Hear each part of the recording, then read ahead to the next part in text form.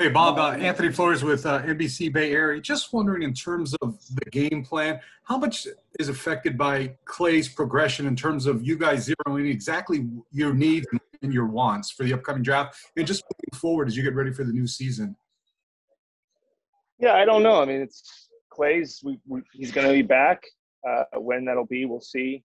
And then how will he play? We think he'll play very well when he gets back. And the key really is not how we begin. It's how we play when he's back and how we play when he gets his feet under him. And that'll happen more in the latter part of the season. He'll be back before then, but really when he hits his stride, you can't draft it. Well, I suppose you could, but you're not going to draft a mature somebody of Klay Thompson's pedigree. So when he comes back, there's nothing we can do in free agency or this draft to duplicate or make up for what Klay brings. And we can't wait for that for many, many reasons, for him and for us, for the success of our team. But with these two picks, hopefully we can play one of these guys or two of these guys until he gets back, and then have them develop in some capacity and have a little more depth than we've had, and see how it goes, and have a full training camp. It'll be nice to have that amount of time to integrate these guys. And these two picks, I would imagine, we'll have a summer league and have a training camp, which is really important. Bob, going through the interview process with these guys, what are you looking for in the interviews?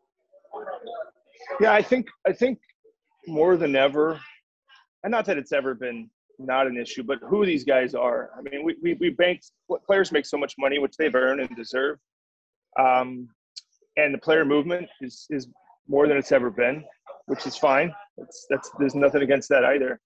But you find out when you're fortunate to win like we did for those years, how much it matters kind of who you are. That'll reveal itself at some point. You need talent, you need all those things. But eventually, finding out the makeup of somebody's character is the thing we're really looking for when you talk to somebody, because that will determine how much they're going to work, how good of a teammate they're going to be, how competitive they might be, their desire.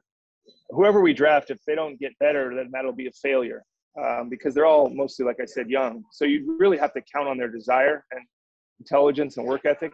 If you can determine that, which is very hard to do in the 30-minute interview or one workout, but that's what we're really trying to figure out. We've seen them play. You're going to find out how big they are, what their length is, their measurables. But what's the hardest thing for us is finding out who someone is, because if you get that wrong, you can find great talent, but eventually the character will show itself.